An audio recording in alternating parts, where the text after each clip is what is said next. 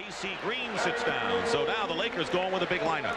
Yes, and they figure that Michael Thompson will be able to score a lot easier over Kite, perhaps, than Green. They're doubling Bird on the baseline illegally. There's two guys down there in that low post, and two men past the half line. The liner runs down the middle of the foul line. Scott nearly got it away from Abe.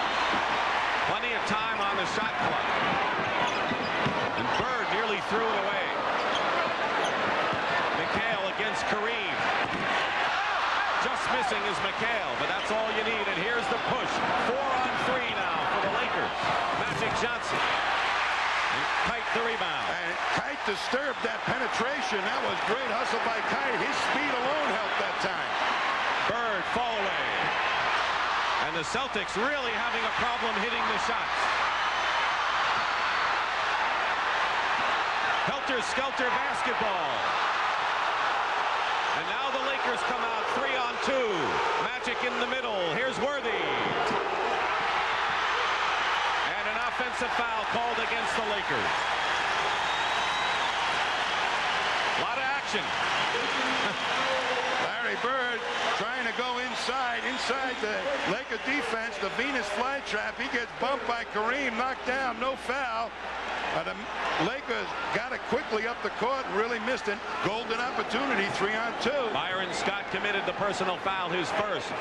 Third team foul against the Lakers. Celtics already in the penalty with nearly 3:50 to go. Basket good. And a foul. It took Larry Bird nearly 7 minutes to score his first point, and that's his first basket of the game. Here's Bird against Magic Johnson in a low post. Magic has trouble guarding people down there too, and Bird beats the double team of Michael Thompson.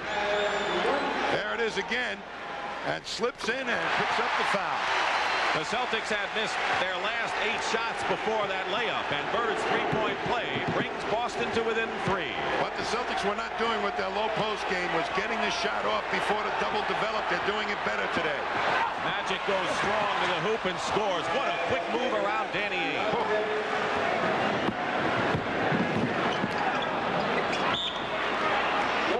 3:33 on the clock, 19-14, and right now you'd have to say that the score is more towards the Celtic liking. It is not a high-scoring first period as the first 2 games have been. They have not played or shot well, Boston, or they've been ahead in this game. The tempo very much in their favor. Dennis Johnson. Celtics just missing on most of their shots.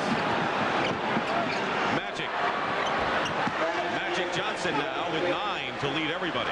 You've got to get up on Magic Johnson. Ainge afraid that Magic beat him on the last play, backed off, gave him the outside shot. Celtic guards continue to struggle from the field. And an offensive foul. Michael Thompson got hit in the face, a loose ball foul against the Celtics. It's on Greg Kite. Have done against the powers of the league this year, and you see how well they've done at home and why they've struggled so much on the road. This is where they expect to win. Dick Stockton and Tom Heinsohn here at Boston Garden.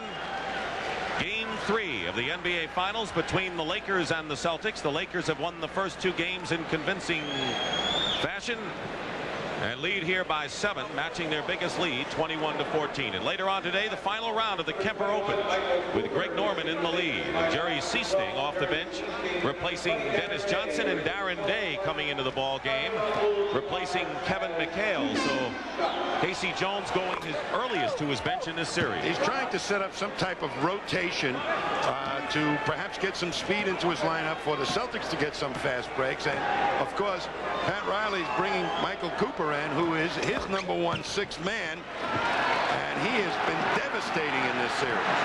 Well, the Celtics have tried to work the ball inside, but Danny Ainge and Dennis Johnson, who's now on the bench, 1 for 6. So the Celtic guards are not hitting open shots thus far. You're going to have to do that to keep the Lakers honest. And illegal defense called against the Lakers. Lakers, the third time. That's another technical foul. Magic has a tough time fighting for positioning against Bird. He's trying to move his feet, confuse Bird. But in so doing, while that's all going on, Michael Thompson got caught in the lane too long. Illegal D. The Bird has started off shaky. Are they trying to force the ball maybe to Larry's hands? That's right. They need his points. They know they need his points, particularly from the outside, I believe. But McHale and Parish were really getting great position for their offense. I'm surprised the Celtics didn't go more to that. Bird 1 for 8 so far. Michael Thompson. Bird goes right around him.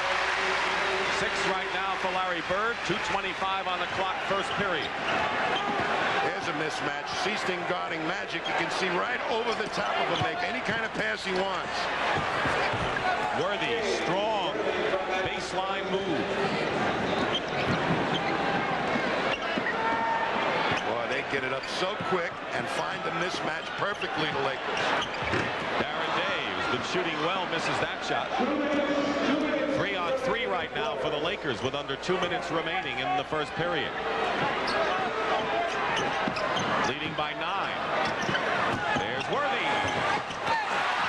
And Kite battles for the rebound. Good hustle by Greg Kite. Worthy should have crammed that one. Danny Ainge. And Kareem at the other end, and there's one of your 4-second baskets by the Lakers. I call it a no cheering offense the Lakers have. Don't cheer when you score a basket against them, because if you do, it'll cost you 2. Again, the lead is 9. Cooper fighting through a Kite pick.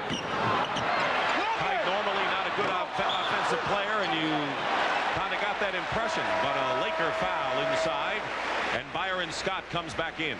Nobody gets back. Kite is supposed to have him. He's busy hustling on the offensive glass. Look how quickly Cooper knows he's open and lofts that down and outer to Kareem. Darren Day having trouble with Worthy. A size matchup advantage for the Lakers.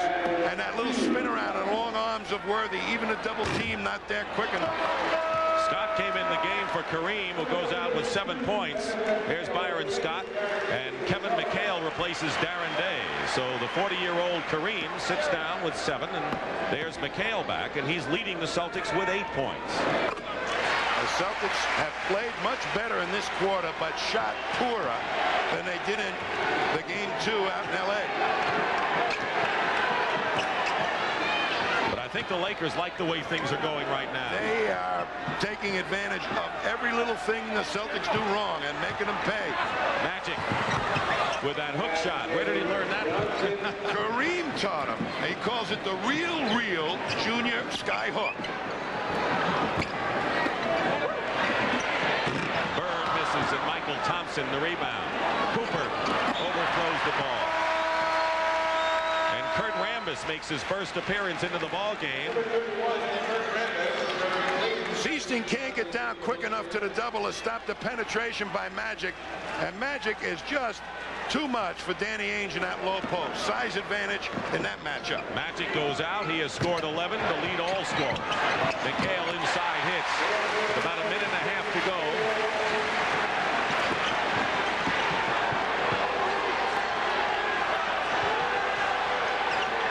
On the shot clock.